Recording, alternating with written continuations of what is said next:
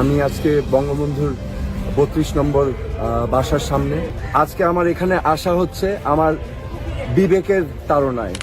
যে বা কম্প্রোমাইজ করেননি যে আমি ভাষণ দিব না, থাকুক না, এটা তার চরিত্রেই নেই। বাংলাদেশের সমস্ত ছাত্র সমাজকে আহ্বান জানাবো, গণতন্ত্রকামী মানুষকে আহ্বান জানাবো।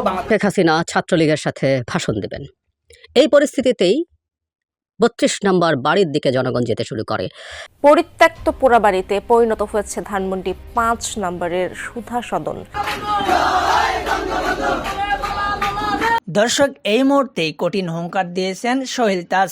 সোহেল তাজ বলছে, আওয়ামী লীগ অবশ্যই ফ্যাসিস্ট, আর অবশ্যই আওয়ামী লীগ শাস্তি পাওয়ার যোগ্য, কিন্তু তার বিনিময়ে কেন ঢাকা ধানমন্ডি ৩২ নম্বর বাড়িটি পোড়ানো হলো ও ধ্বংসস্তূপ করা হলো? বাড়ির সঙ্গে শেখ হাসিনার কোনো সম্পর্ক নেই। তার কারণ বাড়িটি এমন ছিল, 1971 সালে যুদ্ধের সময় এই বাড়ি থেকেই বঙ্গবন্ধুর অনেক স্মৃতি রয়েছিল এবং এই বাড়িতেই স্বাধীনতার ঘোষণা দেওয়া হয়েছিল।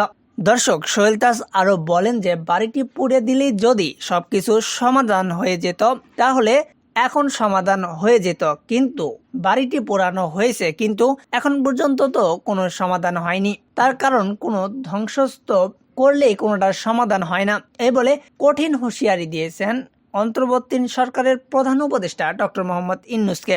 আবার অন্যদিকে বলেন, বাড়িটি পুরানো ও ধ্বংসস্তূপ করার কারণে শেখ হাসিনা আরো তাড়াতাড়ি দেশে ফিরবেন। দর্শক, সাবেক প্রধানমন্ত্রী শেখ হাসিনা 5 আগস্ট ভারতে পলিয়ে যাওয়ার পরে এখন পর্যন্ত প্রকাশ্যে আসেনি, শুধুমাত্র ভয়েস কল এবং রেকর্ডিং কথার মাধ্যমে অনেক কথাই বলছে। আসলে কি সাবেক প্রধানমন্ত্রী শেখ হাসিনা বাংলাদেশে প্রবেশ করতে পারবেন? বিস্তারিত কমেন্টস বক্সে বলুন। আর এতক্ষণ আমাদের সাথে থাকার জন্য ধন্যবাদ। পরবর্তী সংবাদ পেতে আমাদের সাথে থাকুন।